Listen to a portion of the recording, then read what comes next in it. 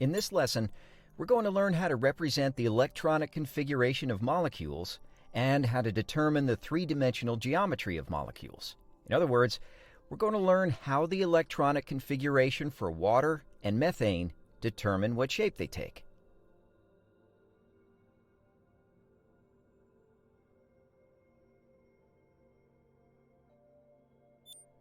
Believe it or not, even these two molecules that look very different have the same electronic configuration. Both water and methane have a tetrahedral configuration of electrons around the central atom. The only difference is that in methane, all the electrons around the central atom are used to form bonds, while in water, two of the electron pairs around oxygen are non-bonding electrons.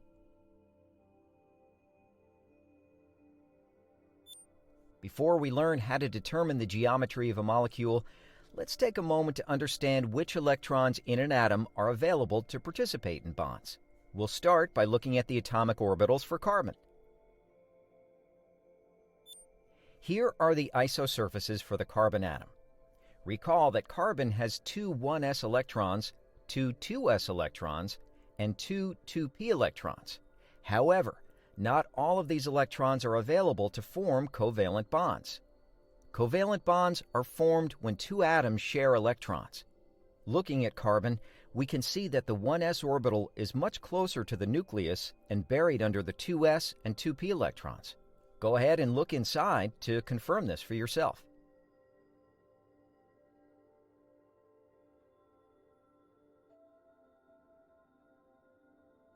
We can look at an exploded view of the electron orbitals for carbon to more clearly see how much closer to the nucleus the 1s orbital is.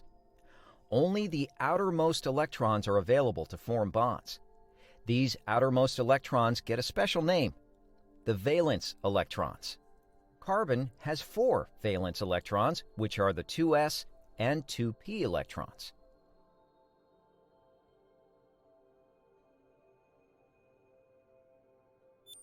The first step in determining a molecule's structure is to determine the number of valence electrons each atom in a molecule has. The periodic table is a powerful tool for doing this. Recall that the periodic table is organized according to the electronic structure of atoms, and so it's the perfect tool to help us figure out how many valence electrons each atom has. We just learned that carbon has 4 valence electrons. Looking at the periodic table, we can see that if we count across the period containing carbon, we will have 4 electrons available in the n equals 2 subshell.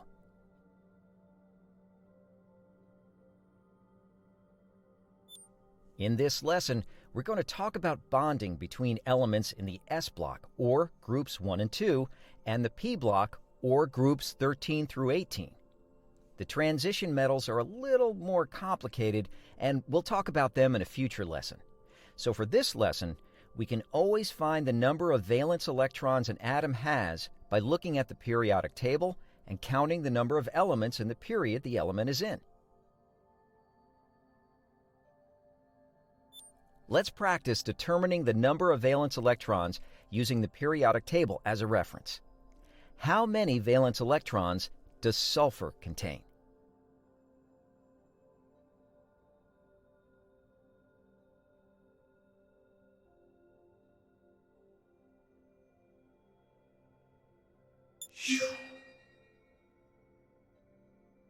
How many valence electrons does arsenic contain?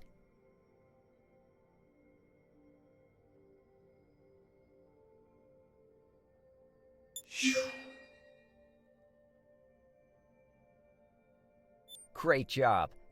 Throughout the rest of this lesson, remember that you can always use the periodic table as a guide to determine the number of valence electrons that each atom has. This is always going to be our first step in understanding how atoms form covalent bonds between each other. We've just seen how to determine the number of valence electrons each atom has. Now we're going to learn about a notation system which helps us keep track of electrons within a molecule. This notation is called a Lewis diagram. You can see the Lewis diagram for carbon in front of you now. A Lewis diagram describes the electronic structure of the valence electrons for an atom and are the starting point for describing the chemical bonds. In a Lewis diagram, each electron is represented by a dot. These dots are placed around the atom. The result is a Lewis dot symbol for that atom. When building a Lewis dot symbol, the first step is to count the total number of valence electrons. These are the electrons we need to place around the atom as dots. For carbon, there are 4 valence electrons, so we're going to place 4 dots around carbon, 1 for each electron. Looking up and to your right, you'll see an electron in a blue box. Above the box is the number of valence electrons you'll have to place. Direct your laser pointer where the electron should be located and use your trigger button to place it. The number above the electron box will reflect the number of valence electrons you have left. We're going to use those electrons to build the Lewis dot symbol for carbon. We start by placing dots singly around the 4 sides of the elemental symbol. Go ahead and do this now.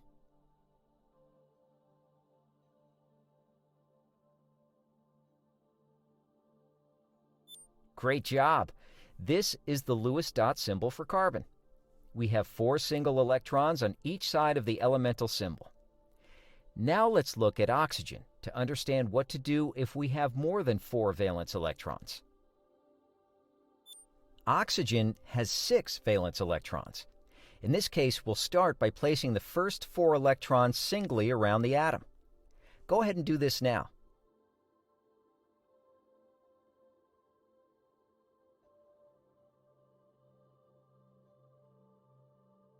For the remaining 2 electrons, we'll pair them with 2 of the singly placed electrons. Go ahead and do this now.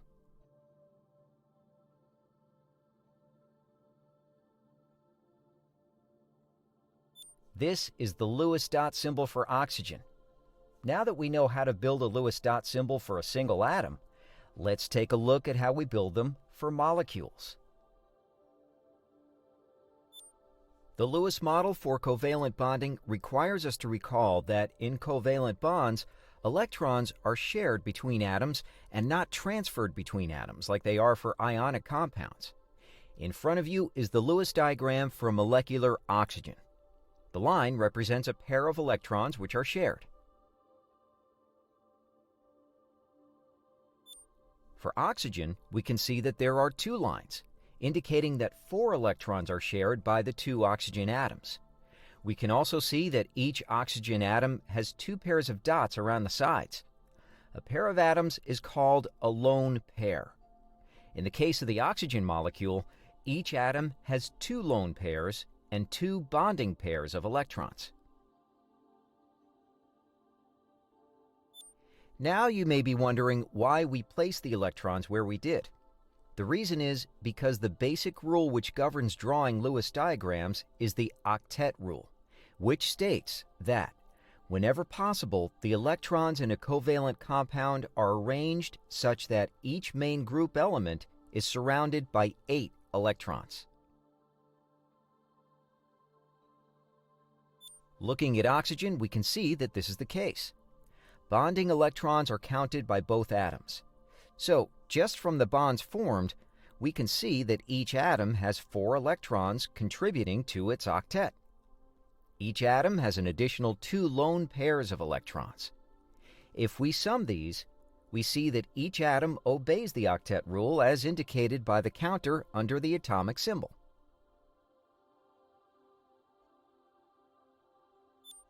Now we are going to use building the Lewis diagram for silicon chloride to learn the procedure for drawing a Lewis diagram.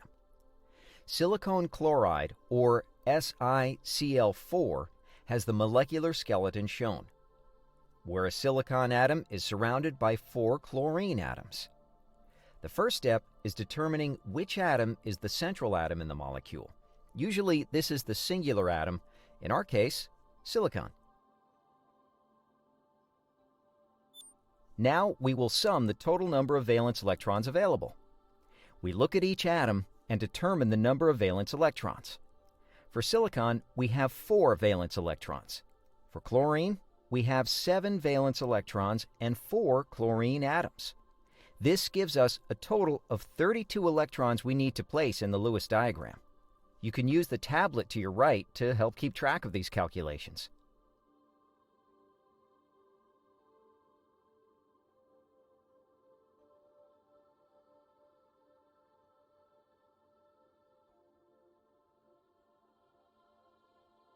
The next step is to calculate the total number of electrons that would be needed if each atom had its own filled octet. This is relatively straightforward for silicon chloride, as each atom requires 8 electrons to fill the octet, giving us a total of 40 electrons needed to fill the octet of every atom in the molecule.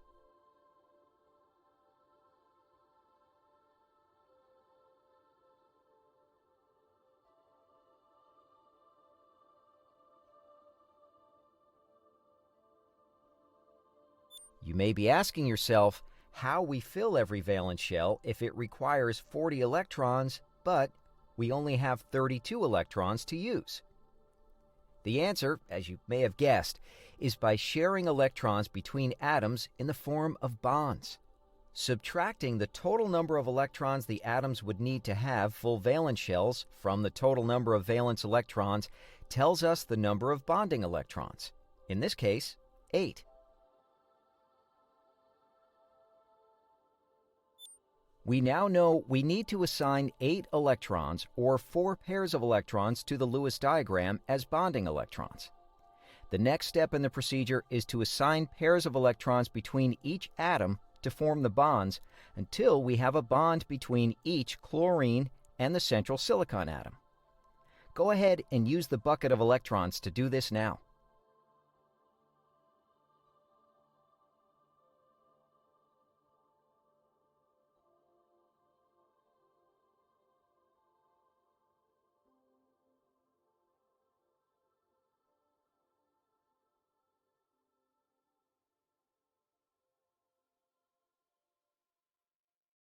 Great! We can see that each silicon-chlorine couple has a pair of bonding electrons shared between them. If we had additional bonding electrons to assign, these would be added to the bonding area to form double or triple bonds. In this case, we'll move on to assign lone pairs of electrons. Since we don't have any more bonding pairs to assign, we'll place the additional 24 electrons as lone pair electrons to the atoms until each atom obeys the octet rule. Go ahead and place the remaining electrons until each atom satisfies the octet rule.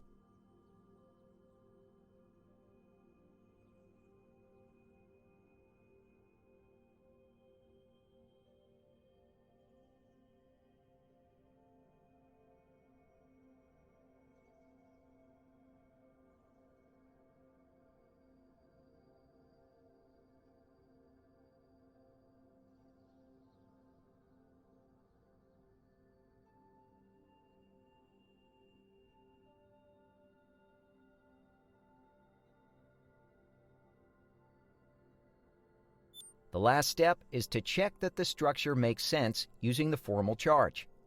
We can calculate the formal charge of each atom by subtracting the number of lone pair electrons and half the number of bonding pair electrons from the number of valence electrons that atom has.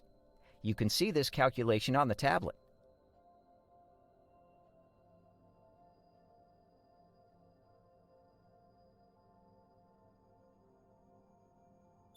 We can see that the formal charge on each atom is 0. If we sum the formal charges on each atom, we see that the formal charge on the molecule is 0. For a correctly drawn Lewis structure, the sum of the formal charge of each atom will equal the correct molecular formal charge, in this case 0, meaning the molecule is uncharged. You've just learned the procedure for drawing Lewis diagrams. Let's practice with a couple of examples. You can use the tablet for the calculations to help figure out the number of each type of electron or calculating the formal charge. Or just start assigning the electrons if you feel confident in your math. We'll always show you the number of electrons available in the counter above the bucket, and we'll always show you the number of electrons contributing to the valence shell within the molecule by the counter under the atomic symbol.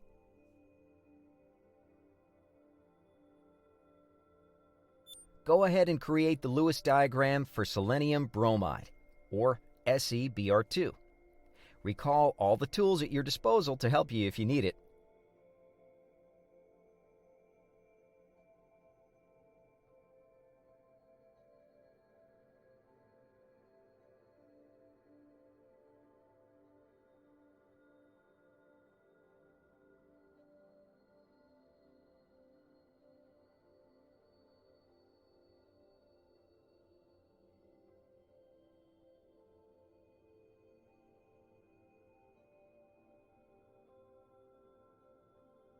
Great work! As usual, there are exceptions to these rules. We'll learn about those next. For the most part, the octet rule is obeyed, but there are a few atoms that don't follow it. In general, these exceptions fall into two cases: atoms which are stable with fewer than 8 electrons, and atoms which are stable with more than 8 electrons. Let's start by talking about the most commonly observed exception, hydrogen. Hydrogen only has a 1s orbital. Due to this, hydrogen can only accommodate one additional electron. This means that when we go through the procedure to draw the Lewis diagram for molecules which contain hydrogen, instead of assuming it takes 8 electrons to fill the valence shell, we will assume it takes 2. Looking at the tablet, you can see that we have empty tables for the calculations we need to perform in order to build our Lewis diagram. Except, we have noted that hydrogen has a value of 2 in the field for the number of electrons in a full valence shell. Go through the calculation to determine how many electrons are bonding pairs and lone pairs for water.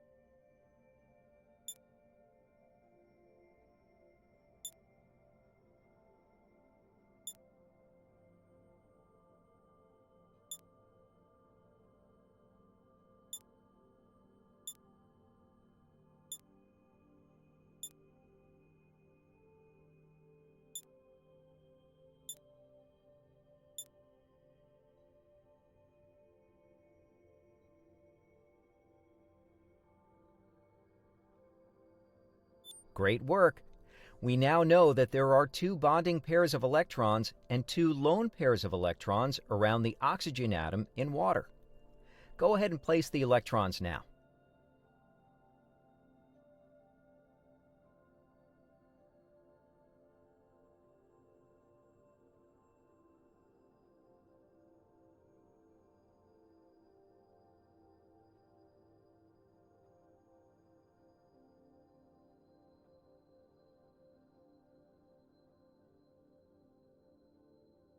This is the Lewis diagram for water and illustrates the case where an atom has fewer than 8 electrons to fill its valence shell. Similar to hydrogen, helium will also only require 2 electrons to fill its valence shell. There are other exceptions in Group 2. For this lesson, one to remember will be beryllium, which will only accept 4 electrons in its valence shell. In this lesson, we'll continue to note atoms which have exceptions to the octet rule as they are encountered by changing the value in the table before we draw the Lewis diagram, so make sure to check the table. Other notable atoms which we'll encounter in this lesson are aluminum and boron. Both of these atoms only require 6 electrons to have a stable valence shell. This can lead to Lewis diagrams which look a bit different than we've seen so far. Go ahead and fill in the Lewis diagram for aluminum bromide now.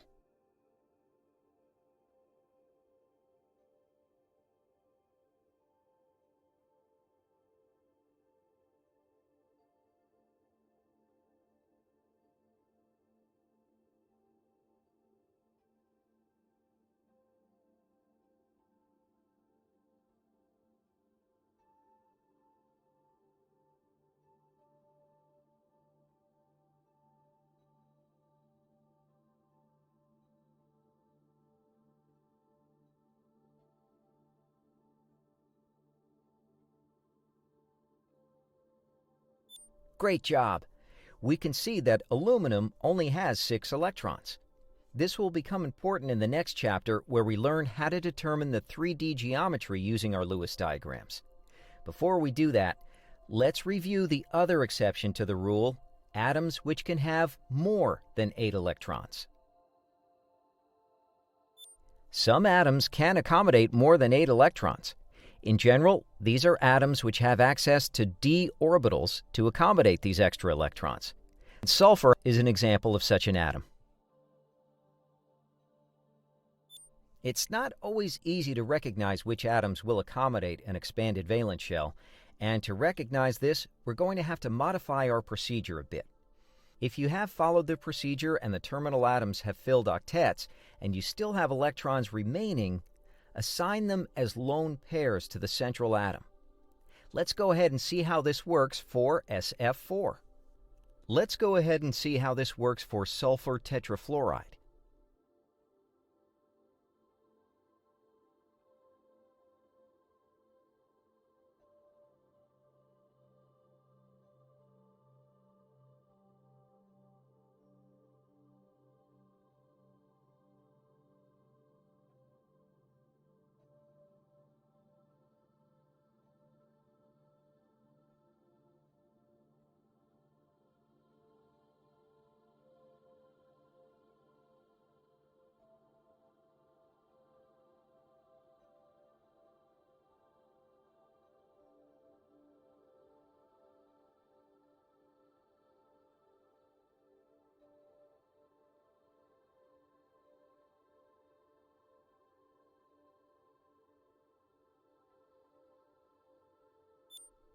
Great job! In this case, we see that in order to use all the electrons, we had to add an additional pair to the central sulfur atom. This resulted in sulfur having 10 electrons in its valence shell. Other notable examples of atoms which can have an expanded octet are highlighted on the periodic table. Whenever you see one of these atoms, be prepared to expand the valence shell to accommodate extra electrons.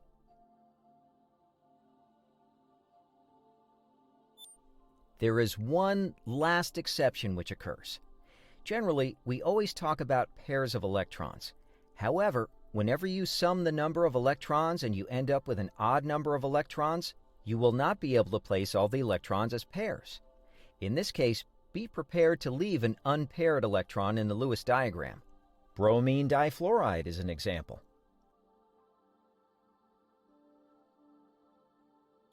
So far, we've learned how Lewis diagrams can be used to keep track of electrons in a molecule, which electrons are shared, which are bonding electrons, and which electrons are localized on a single atom, which we call lone pair electrons. Now we're going to learn how to use Lewis diagrams to predict the three-dimensional geometry of molecules.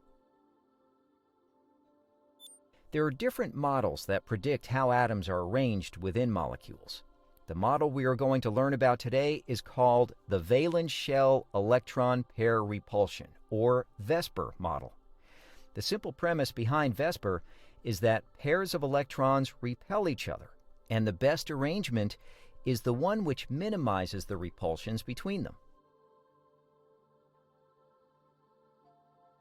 In other words, pairs of electrons want to be as far away from each other as possible.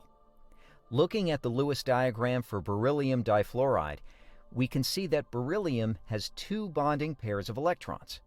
According to VSEPR, the correct 3D structure is the one which maximizes the distance between these bonding electrons. In this case, that results in a linear structure with the atoms 180 degrees apart. How pairs of electrons are arranged around an atom is called its electron pair geometry. However, when we measure the structure of a molecule, we locate its atoms, not its electrons. The molecular geometry is the arrangement of atoms in space. Let's look at water to understand the difference between these two representations.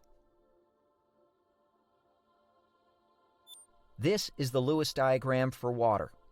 There are two lone pairs and two bonding pairs of electrons. In this lesson, we'll have models for lone pairs of electrons to place, and we'll have models for atoms bonded to the central atom. You'll be asked to place the lone pairs and bonding pairs to maximize the distance between them. Build the three-dimensional model for water now by first placing the bonding pair electrons, shown as lines, and lone pair electrons.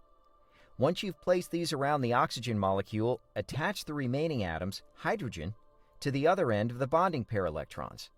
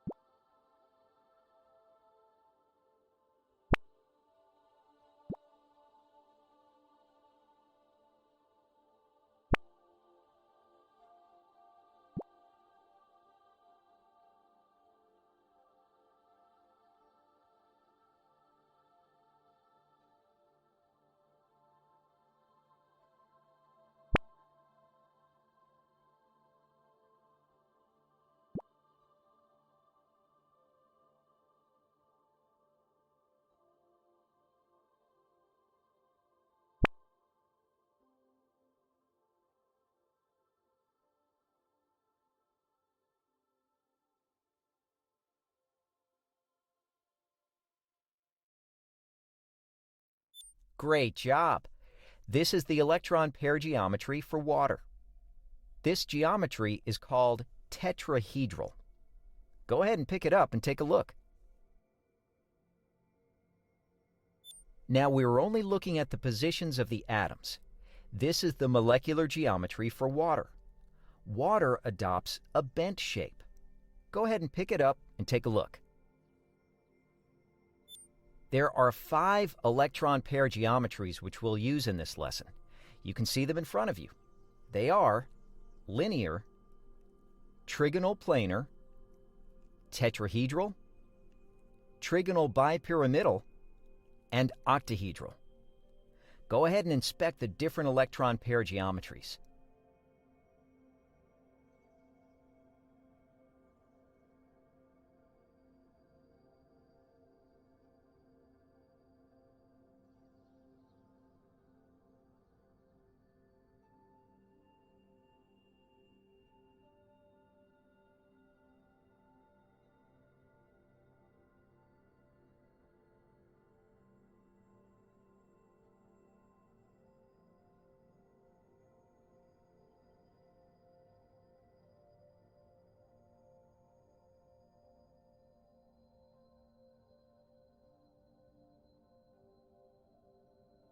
In the next chapter, we're going to learn the procedure for determining the electron pair geometry and the molecular geometry using the Lewis diagram. But first, let's recall the names of the geometries we just talked about.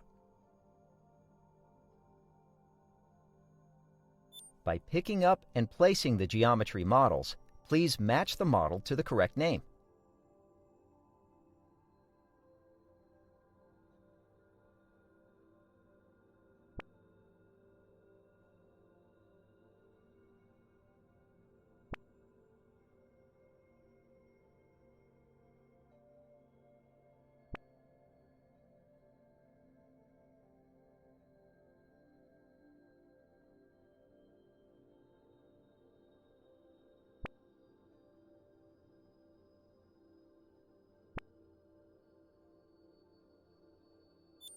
Great job!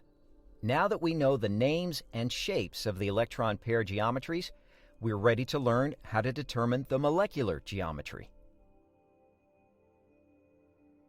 We will illustrate the procedure for predicting the geometries using VSEPR with an example.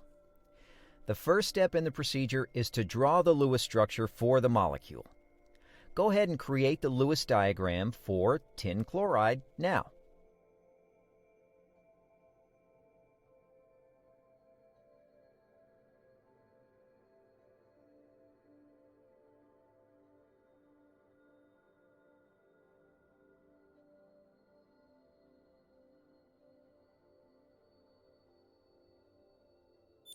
The next step is to count the total number of electron pairs around the central atom. We will count single, double, and triple bonds as a single pair. The total number of pairs is called the steric number. How many pairs of electrons are around the tin atom?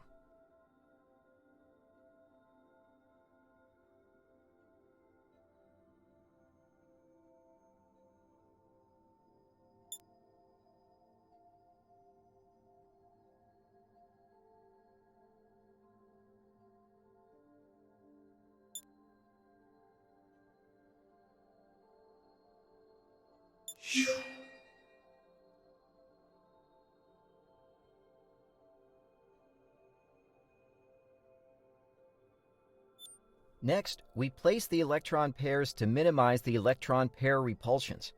In other words, maximize the distance between the electron pairs. Go ahead and build the model by placing the lone pairs, bonding pairs, and terminal atoms now to maximize the distance between electron pairs.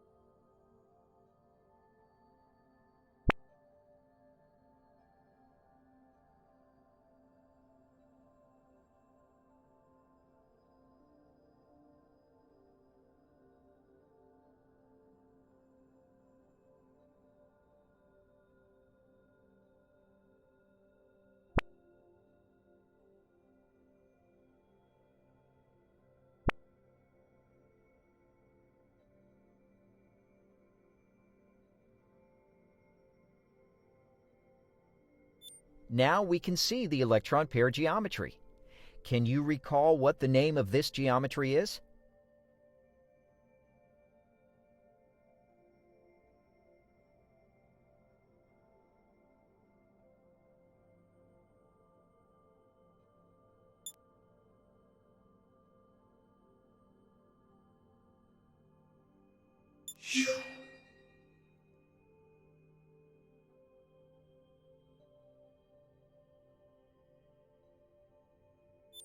The last step in the procedure is to describe the molecular geometry based on how many total electron pairs there are and how many atoms there are bonded to the central atom.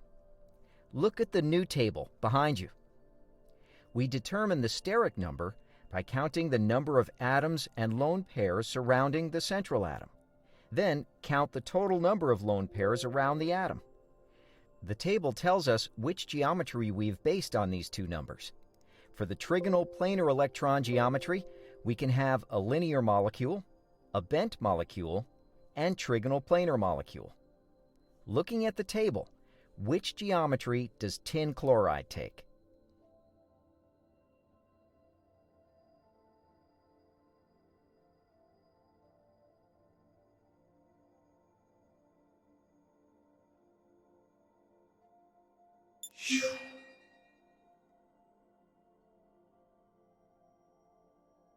The table behind you will be helpful for determining the electron pair and molecular geometries. Don't forget to look to use it as we work through the next few examples.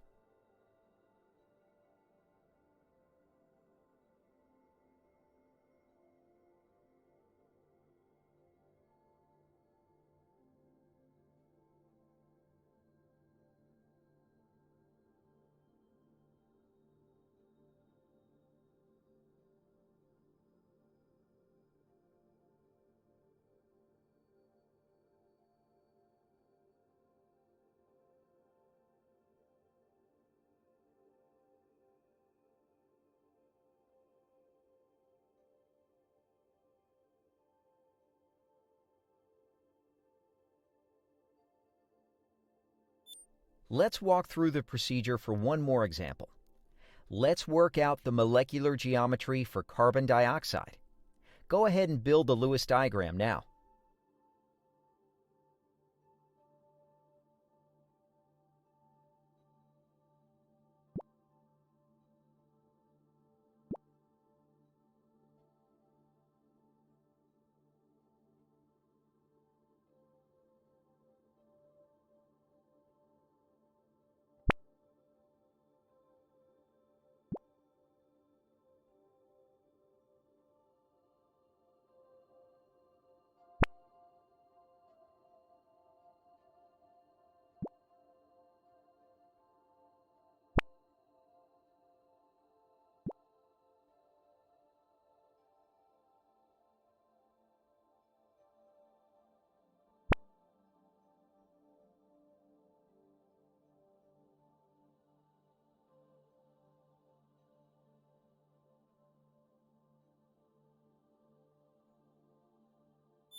Great work!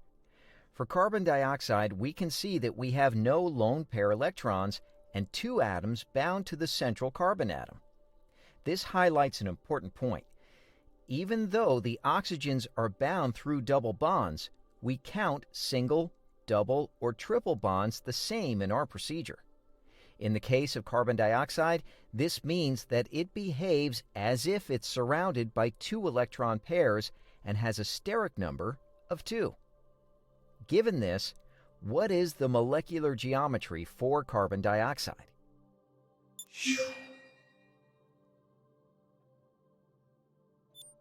Let's look at a few examples of molecules with lots of electron pairs.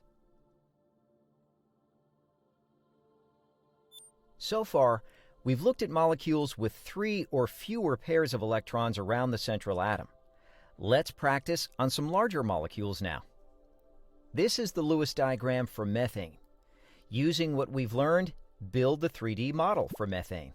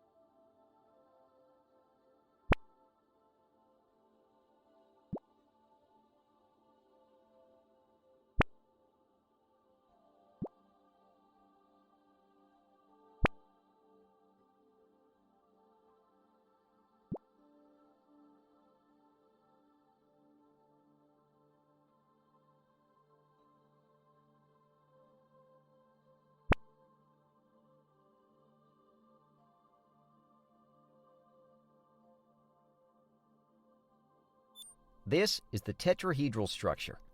Looking at the table, can you tell me what the molecular geometry is?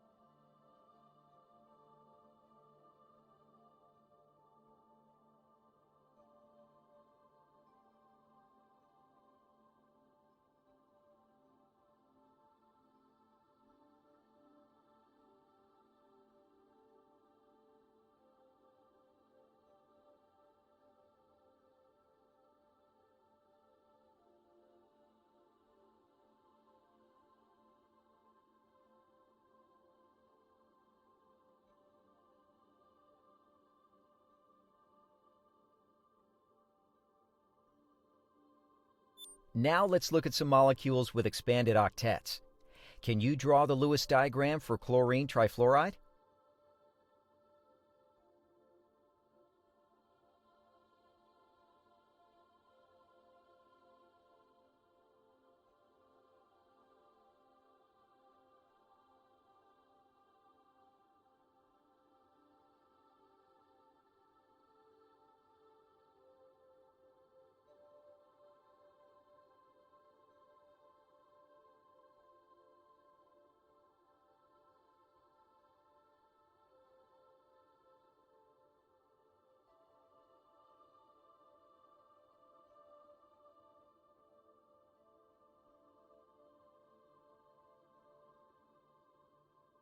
Based on the Lewis diagram, can you select the correct electron pair geometry from the options in front of you?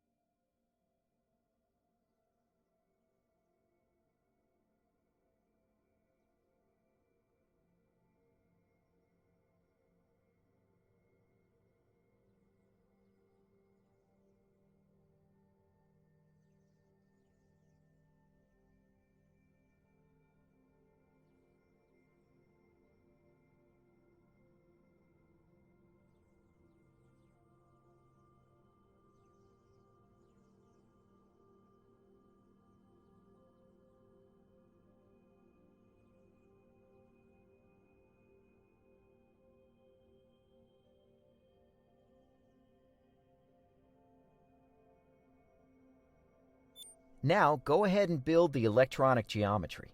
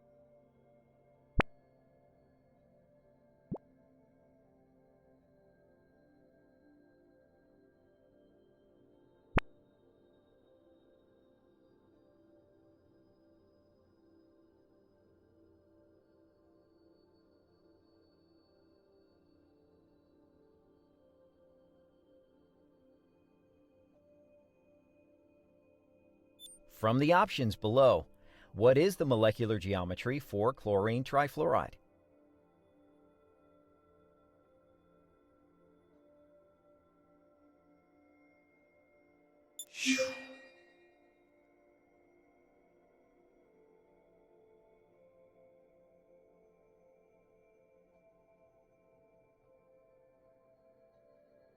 Great work in this lesson. We're going to practice with one more molecule. This is the Lewis diagram for bromine pentafluoride. Please select the correct electron pair geometry from the options in front of you.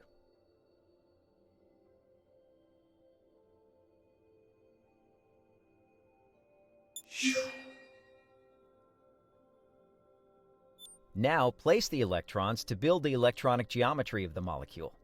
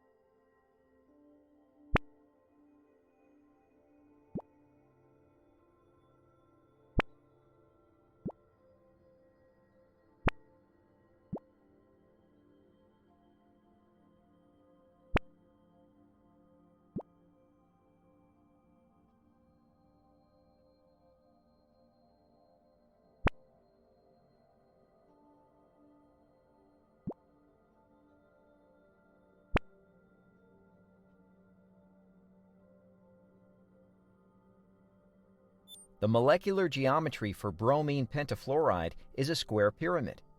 In the next section, you can inspect any of the geometries in greater detail by picking them up from the table.